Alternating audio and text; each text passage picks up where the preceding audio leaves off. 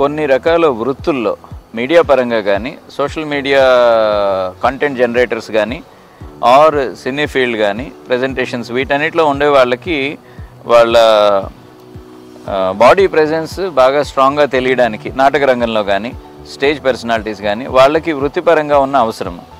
అలాగే నార్త్ ఇండియాలో జనరల్గా ఒక కల్చరల్ ఐటమ్ లిప్స్టిక్ ఎంతో కొంత రాసుకుని వెళ్ళడం. రెండోది మాటిమాటికి రాసుకోవడం, రుద్ది రాసుకోవడం, దానివల్ల ఎక్కువ ఫ్రిక్షన్ డ్యామేజ్ అవుతుంది, అయ్యే రిస్క్ ఉంటుంది. మూడోది జస్ట్ లైక్ మేకప్ వేసుకోవడం తర్వాత మేకప్ తీయడం ఎలా ఉంటుందో అలాగే లిప్స్టిక్ కూడా అయిపోయిన తర్వాత రిమూవ్ చేసేయడం, ఆ పర్పస్ అయిపోయిన తర్వాత తీస్తే లాంగ్ డ్యూరేషన్ కెమికల్ కాంటాక్ట్ అనేది అవ్వకపోవడం వల్ల డ్యామేజ్ కొంత తగ్గించవచ్చు. అట్ ద సేమ్ టైం చలికాలం లిప్స్ పగుళ్ళు ఉన్నాయి, ఇలాంటివి ఏమైనా కండిషన్స్ ఉన్నప్పుడు ఆ అప్రోప్రియేట్ కేర్ తీసుకొని లిప్స్టిక్ రాసుకునేటట్టయితే ఉపయోగం ఉంటుంది, నష్టం ఉండదు.